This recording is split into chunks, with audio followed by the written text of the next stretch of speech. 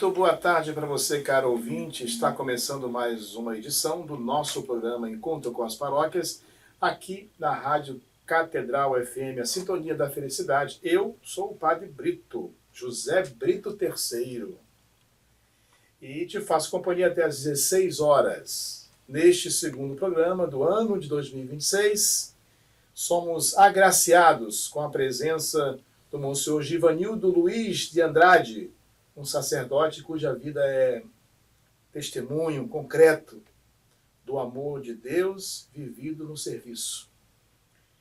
Monsenhor, o senhor é reitor da Igreja Nossa Senhora do Parto também, assessor administrador da Casa do Padre no Rio de Janeiro e apresentador do programa Santa de Virgens aqui na Rádio Catedral, que vai ao ar todos os domingos às 15 horas.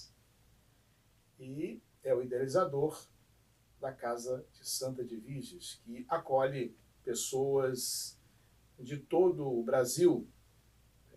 Essas pessoas fazem um tratamento oncológico.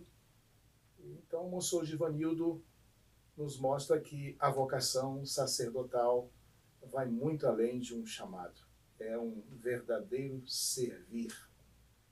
Monsenhor Givanildo, seja muito bem-vindo ao nosso programa Encontro com as Paróquias. Muito obrigado, fico feliz de estar aqui com o Padre Brito III, né? Nesse momento de Encontro com as Paróquias, embora hoje eu não esteja concretamente numa paróquia, porque eu estou no centro, na Igreja Nossa Senhora do Parto, que é uma reitoria, não uma paróquia, mas temos tido, durante esses 32 anos de sacerdócio, a experiência com a vida paroquial. Quando o senhor olha lá para trás, né, na sua trajetória, eu acompanhei um pedacinho, sua trajetória sacerdotal, acompanhei o trabalho mais pastoral, né? Mas aqui a gente faz uma pergunta sobre o olhar sobre essa trajetória sacerdotal.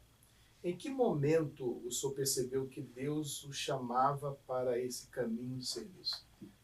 Bom, o caminho do serviço ele se enlarguece dentro do sacerdócio católico em diversos aspectos, né? Temos sacerdotes que se dedicam à educação, como jesuítas e outras congregações religiosas femininas, cuidado com a saúde, hospitais, né?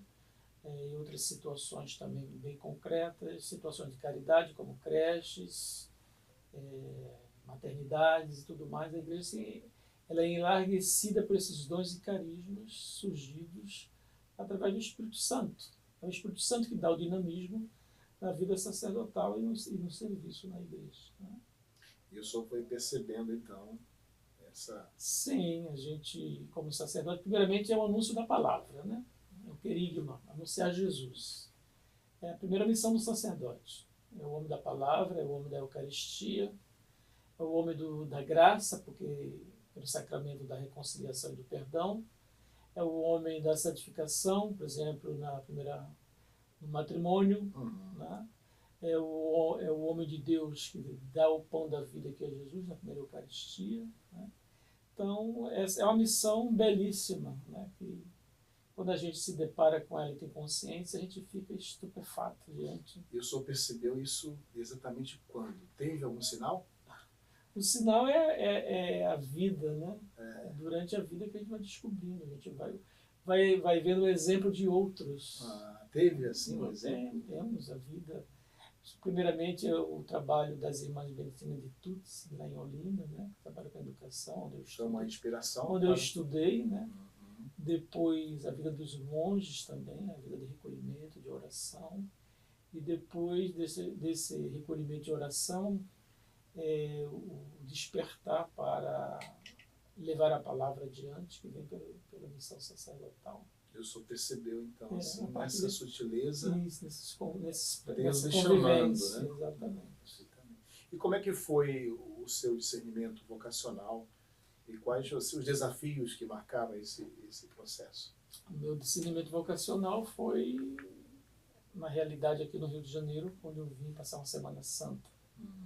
Apenas uma Semana Santa que se enlargueceu em 32 anos Agora de vida sacerdotal. há uma vida santa. Quando o Dom Rome convidou, né, para passar uma Semana Santa no Rio, o Dom Rome disse, não, você não quer ficar aqui? O Dom Rome, né? É. Sim. E a partir desse convite eu fiquei até hoje. Senhor Claro lembra- que eu lembra voltei. qual foi o ano? Isso foi em 91, foi a concretização do sacerdócio, lá nos 80, né? Anos 80. Exatamente. Eu só entrou no seminário. Aí depois a gente veio para o seminário, fez filosofia, teologia, depois o sacerdócio. Teve um processo. O trabalho na Vila Aliança, que foi muito bom. Excelente. Desafiador. Eu lembro muito bem. Eu costumo dizer que eu fui o coroinha do padre Givanildo. Os primeiros anos de sacerdócio foi na Vila Aliança. Ali a gente aprendeu a ser sacerdote. Né? Que coisa boa ali, né? Um desafio, mas ao Junto mesmo ao- tempo muito rico, né?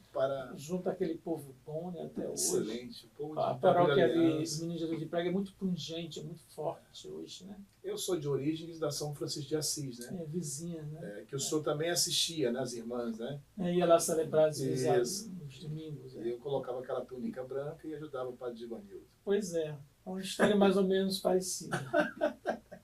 Depois você foi pro quartel, E né? depois fui para o exército. Depois voltou. Eu só acompanhava toda a minha trajetória. Ao sair do exército, voltou novamente a trilhar o caminho da vocação, do chamado. Isso mesmo. A nossa vida é assim. E assim a gente vai caminhando, né? Graças a Deus. O importante é estar feliz na vocação, né? Sim, sim. A vocação tem que nos dar felicidade. Sempre. Sempre, sempre. Monsenhor, o que significa para o senhor viver o sacerdócio como serviço, e não apenas como uma função? Porque é um perigo hoje também de viver apenas como uma função, né? Espelhar-se no próprio Cristo, né? Cristo é aquele que serve, né? A encarnação do Verbo é exatamente fazer a vontade do Pai, né? Que nasce exatamente de uma maneira totalmente deslumbrante, o derramamento do Espírito Santo sobre o seio da Virgem Maria, e o Verbo se faz carne e habita entre nós. Essa é a bela imagem do serviço, né? Deus se faz serviço. E o sacerdote, espelhando-se no Cristo, torna-se servidor também, né? Sem a pessoa de Jesus, a nossa vida fica inócua, sem sentido. Para servir bem, é preciso trilhar os caminhos que Jesus trilhou, abraçar o que ele abraçou. Assim não é serviço. Se não for assim, não é serviço. Não está servindo. Não está servindo. Pode ser qualquer outra coisa. Um bom profissional, um bom professor, um bom padre, pode falar muito bem, mas para servir tem que ser abraçado ao Cristo Jesus. Seria essa experiência com Cristo, né? Isso, a experiência com É algo muito assim. Primeiramente. É essa que os apóstolos fizeram, a experiência com Cristo, né? Isso aí. Acho que falta muito hoje isso, né? Porque ficar só na função não tem tempo para ter experiência com Cristo, né? É preciso ter tempo consigo mesmo, adentrar em oração, e daí desabrocha todo o sentido da missão, né? Então o sacerdote é esse homem da oração, e a partir da oração ele tem essa necessidade de buscar, dentro do carisma que é muito peculiar, fazer o que é melhor, né? Então tem padres que têm capacidade para uma determinada função e ele a exerce a partir do Espírito Santo. Porque senão, sem desmerecer nenhuma outra profissão, Claro. se torna um profissional que elas são muito bons, até melhores do que nós, né? É verdade. Mas quando a gente trabalha por amor ao Cristo, então a nossa incapacidade se torna força, se torna virtude, né? Nós temos que ser um sinal, né? Sim. É o sinal do Cristo. É um sinal, exatamente. Falando em experiência, como a experiência, assim, como reitor da igreja, Nossa Senhora do Parto, fortalece a sua missão pastoral? É um desafio, porque, primeiramente, eu fui pároco, né? Sim, toda a vida, né? Ele vive no meio do povo, com o povo, né? Dorme no meio da comunidade, com a comunidade. É o pai, é o avô, né? Que Vive- acompanha a história, né? Vive os desafios da própria comunidade. Come do que o povo oferece, bebe do que lhe é oferecido, Mas a Igreja do Parto ela é toda peculiar, porque ela é uma realidade do centro de um grande centro urbano, que é o Rio de Janeiro, né? Então a vida pastoral peculiar, própria das paróquias, não existe. O que existe é um trabalho, é um povo sempre em marcha. Eu digo que esse povo do centro do Rio de Janeiro é um povo que vem em busca de trabalho, é um povo que vem em busca de uma assistência jurídica, é um povo que vem em busca de uma consulta médica, é um povo transeunte, que sai de suas comunidades para o centro. E no centro encontra esses diversos polos de espiritualidade que são as igrejas centenárias, antigas, bonitas, lindas, que a Igreja do Parto não é uma dessas igrejas porque ela foi demolida, né?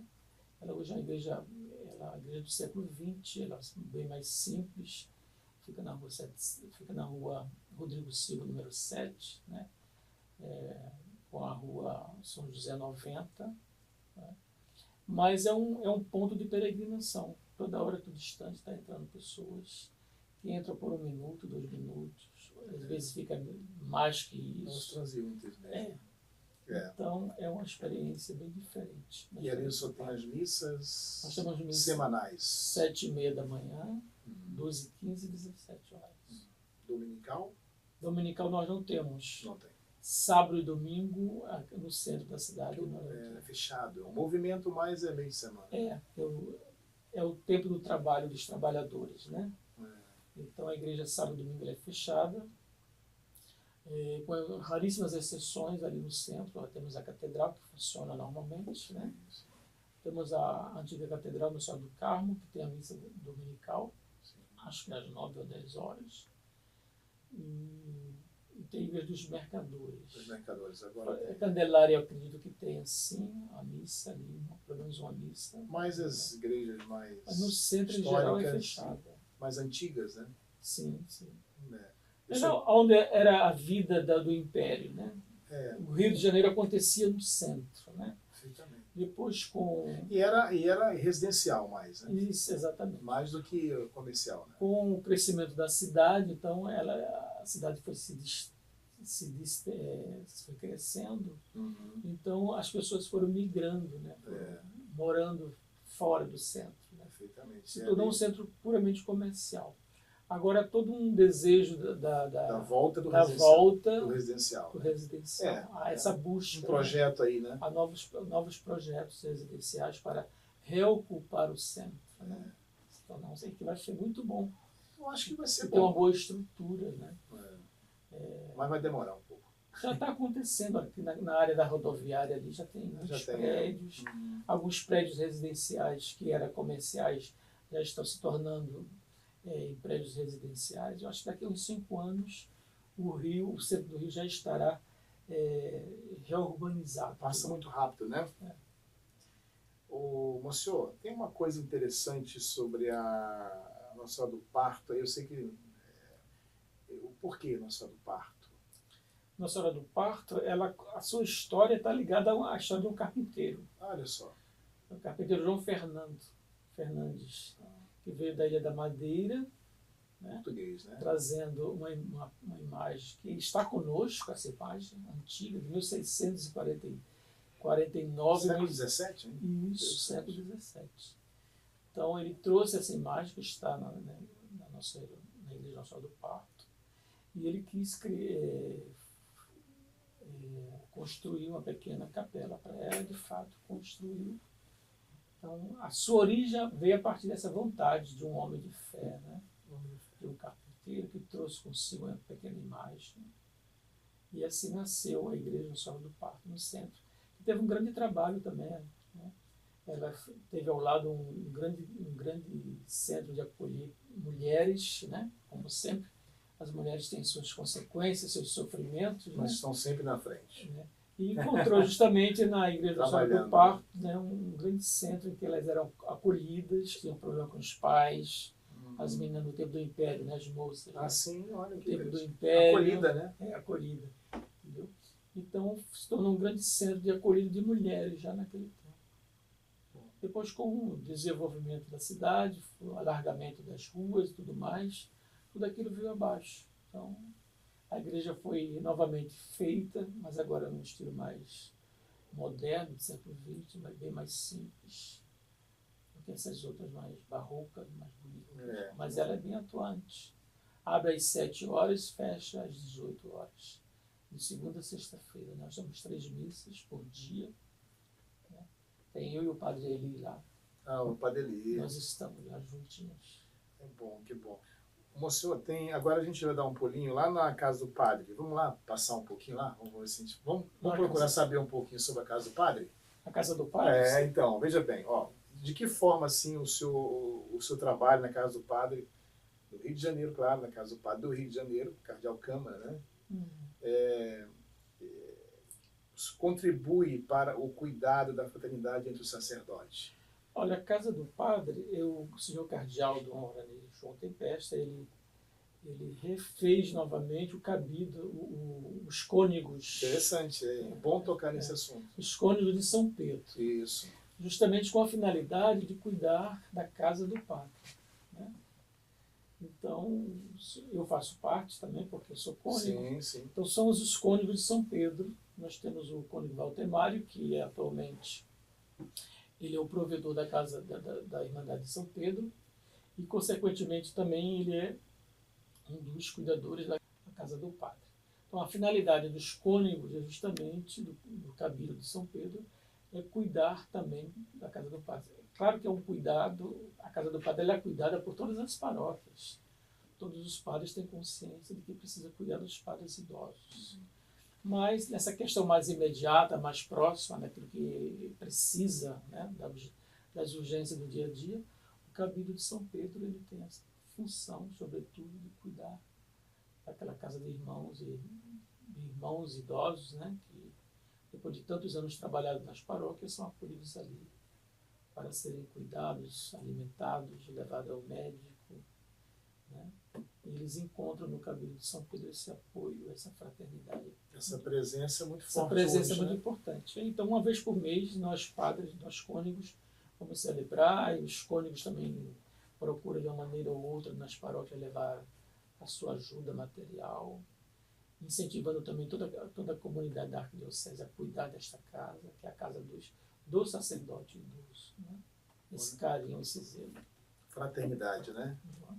Só tem um programa na rádio, o programa Santa Edviges. Né? Isso. Aqui na Rádio Catedral. Aos trancos e barrancos vamos levando. A Beth que me ajuda muito. É um espaço de evangelização. É antes desse programa, né? Encontro com as paróquias. Isso. Olha aí, ouvinte. Antes do programa Encontro com as Paróquias, são você escuta o Padre Ivanildo.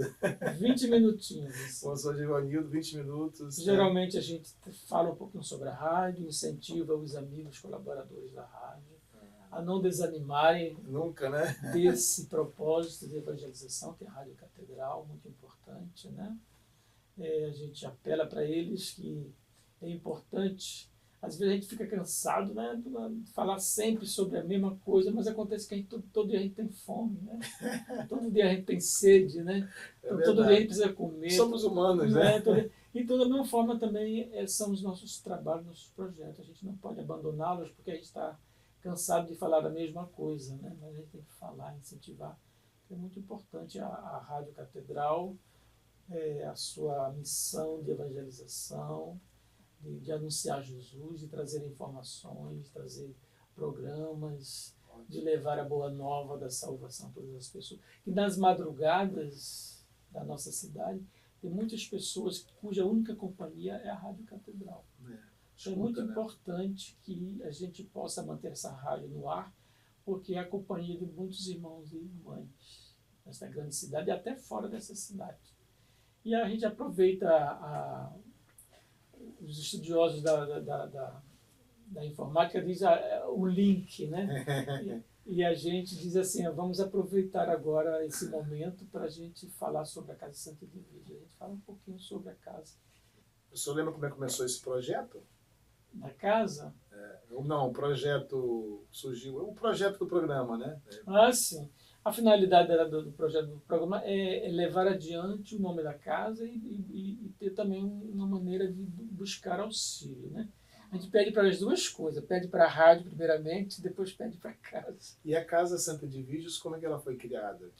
A Casa Santa Edviges, ela tem uma história, né? Ela começou na paróquia de Santa Edviges, né? Quando aparecendo muitas pessoas com câncer, né? Sobretudo crianças. Os pais procuravam a gente para orar pelos seus filhos, e quando a gente se deparava com a situação, a criança estava com câncer, e um momento muito difícil para os pais, a própria criança mesmo. Então foi quando o Papa Francisco veio ao Brasil, sobretudo no Rio. Então a gente pensou em como ficar algo concreto da sua visita no Rio, né? A visita do Papa Francisco ao Rio, ficar algo permanente da sua visita. Foi quando nasceu o projeto de ter um espaço para acolher as pessoas em tratamento oncológico, né?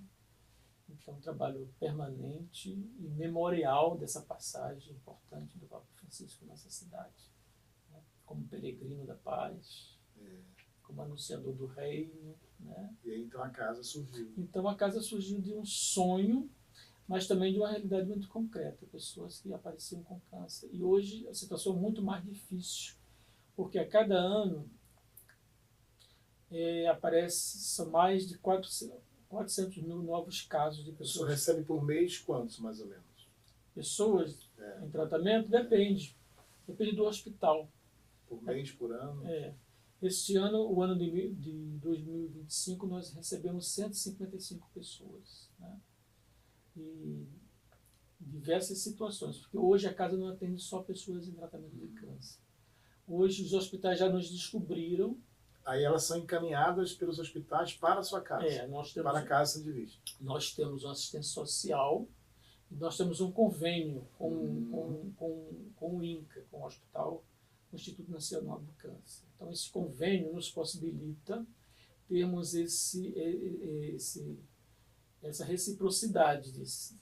Eles têm os pacientes e nós temos a casa. Então eles entram em contato com a nossa assistência social, o serviço social do hospital, entram em contato com a nossa assistência social. Então nós temos 2 pacientes hoje. Então nós vamos buscar os pacientes no hospital, nós trazemos para a nossa casa, nós alimentamos, nós transportamos para o tratamento e nós trazemos todo dia. Entendi. Durante a quimioterapia, durante a radioterapia ou numa fase de cirurgia. Nós fazemos como se fosse uma extensão do Hospital do Câncer, né? Exatamente. Existe uma parceria, né? É uma parceria. Exatamente. É uma parceria em que ele nos reconhece como parceiro desse trabalho, e o paciente ele não tem nenhuma despesa, tudo gratuitamente. Que coisa maravilhosa. Tanto a nossa parte, nós corremos atrás para que eles tenham tudo, que eles tenham alimentação, para que eles tenham transporte, para que eles tenham uma casa limpa, organizada, prontas para recebê-los, alimentá-los. Eles ficam conosco até o dia em que eles terminam aquele ciclo de tratamento. Terminando o ciclo de tratamento, eles voltam para suas residências. Aí voltam de vez em quando vem para uma consulta. Entendi. Isso é renovado quase toda semana. A gente quase todo dia está recebendo pessoas novas. O que ele toca mais nesse trabalho, nesta casa? Vendo essas pessoas passando por esses sofrimentos. Olha, o que toca mais é o amor de Jesus, né? Eu estive doente, cuidaste de mim. Então, é a palavra de Jesus que é colocada em prática, né? Interessante. E a vida cristã é na essência mesmo, né? Claro, evidentemente, que entra as condições humanas, que ninguém é perfeito, né? Então, a casa não é perfeita, a rádio não é perfeita, não é? Ninguém é perfeito. Não é nada perfeito. Mas o que é bonito é esse desejo de melhorar sempre. Isso é muito importante. A gente está sempre aprendendo, a gente está sempre melhorando aquilo que precisa ser melhorado. A própria alimentação, quando começou, era de um jeito. Hoje a gente procura melhorar em vários aspectos, né? Para que nada falte, para que eles tenham tudo, né? Não há luxo, mas há dignidade. Isso é importante. Esse que é o mais importante, né, moço? Dignidade. E a casa ela receberá no próximo dia 13, às 15 horas, né, a trezena de São Sebastião. Isso, a visita da imagem Da imagem de São Sebastião. Estou chamando até de peregrina, a imagem peregrina. A imagem de São Sebastião. O que representa esse momento para os pacientes e também padroeiro para o Senhor? Eles quase não têm contatos. Quando a imagem chega, uns estão no hospital, outros estão chegando, outros estão passando pela quimioterapia. Quem faz a quimioterapia fica muito assim, debilitado naqueles dias, estão tão deitados. Mas a própria imagem de São Sebastião, quando ela entra em nossa casa, nos enche de ânimo. Os funcionários, os voluntários, né? Que a gente tem muitos voluntários, alguns paroquianos que se fazem presentes, né? Porque a nossa casa, ela não atende só católicos, ela atende toda pessoa que precisa. Atende pessoas. Atende pessoas. Isso é importante. Atende pessoas. Não entra nada. A gente não olha o credo. A gente olha a dignidade da pessoa. É isso que nós temos que ver, né? Isso é muito importante. É o ser humano. O ser humano. Pessoal. Como Jesus diz, né? Estive doente, me visitaste. Estive preso, me visitaste. Estive com fome, me alimentaste. Estive nu, me vestiste, né? Estive doente, cuidaste de mim. Então, ele não fala aqui de credo, ele fala da pessoa. Estrangeiro me acolheu. Exatamente. E em sua caminhada, vamos dizer assim, vendo todo esse trabalho, né, que o senhor tem lá com essas pessoas, de que maneira o senhor percebe a dor e o sofrimento das pessoas acolhidas, elas podem transformar e lhe dar mais força ainda, mais fé, né, para enxergar Deus mesmo de fato? Acho que é a partir da amizade, né? Quando a pessoa chega e encontra acolhida, né? Então, elas vêm muito machucadas. Muitas vezes, primeiramente pela própria doença, né? Dependendo do estágio em que a doença se encontra, a pessoa está muito debilitada. Há pessoas que mal conseguem andar quando chegam, sobretudo quando tem tumores no cérebro, na cabeça, né? Então, precisa de um apoio, de alguém que coloque na cadeira de roda, que alguém coloque na cama, que alguém que tire, que coloque no carro. Então, essa pessoa está numa situação de muita debilidade. Então, o que é que elas mais precisam? Do aconchego, do abraço, do carinho, do amor, né? E isso elas encontram em nós, apesar das nossas limitações, nós temos que nos encher de capacidades para receber essas pessoas. Porque cada pessoa é uma pessoa, é única, né? Então, muitas conseguem realmente recompor a saúde, retomar as suas vidas, outras elas não conseguem. Entendeu? Mas o que nos leva ao ânimo é de abraçá-las, acolhê-las e dizer coragem, você não está sozinha. O abraço é tudo, né? Isso. Aquele beijo na testa, que fazem muito carinho, né? Não é? As pessoas, as mais idosas, pessoas, ou quem está muito debilitado, precisa Sim, tudo isso. Dessa presença, né? Acolher. E em sua caminhada, Monsenhor, como é que o senhor experimenta o amor de Deus nos pequenos gestos do dia a dia, com esses pequenos de Deus? Poxa, é tudo tudo dia a dia, né? Exatamente. Deus se faz pequeno. Um fato importante, agora acabamos de celebrar as festas natalinas, né? José leva Maria grávida para o censo, leva a Belém por causa da estirpe de Davi, né? E a cidade está cheia. Eles não são importantes a ponto de ter o seu próprio palácio, de ter os sua casa, suas próprias dependências. Arrumada, né? Vão encontrar na generosidade, provavelmente de um dono de uma colcheira ali, né? Olha, pode ficar aqui, né? Quantas vezes acontece isso nas grandes cidades, né? As pessoas encontram acolhidas assim, né? Vai ficar aqui por um tempo, vai melhorar. Sobretudo, a gente encontra muito isso nas pessoas mais simples, né? Então, Jesus foi assim, acolhido dessa forma. É na pequenez que Deus nos torna grandiosos, né? Então, servir nos pequenos é abraçar o Cristo da manjedoura, né? Ele cresça conosco. Interessante o senhor tocar nesse assunto, porque esses dias eu estive ouvindo uma reflexão do Senhor, do Jesus abandonado. E a gente percebe, assim, Jesus está abandonado em muitas pessoas por essa estrada da vida, né? Mas ninguém percebeu que Jesus também, naquele momento, com Maria e José, procurando um lugar para ficar, era o Jesus abandonado. Sim. Né? Precisando de um lugar. Apenas um lugar. É ali onde ele queria nascer. Nos pequenos, né? Nasceu na pequenez, na Ele simplicidade. ele quer nascer nos mais pequenos. Isso. E aí a imagem do Senhor é nos mais pequenos. É sempre isso, né? É muito interessante isso, a gente entender esse sentido dessa experiência com Jesus, né? Para atingir a todos, né? É nessas experiências pequenas. Hoje eu falei sobre o Rio São Francisco no programa, né? Ele nasce em Minas Gerais, na Serra da Canastra, nasce pequenininho até se tornar grandioso, esse grande Chico, esse grande rio Interessante essa ideia. no Brasil todo, né? Então Jesus nasceu exatamente pequenininho para ir crescendo nos corações. Né? É isso. Que bom, padre.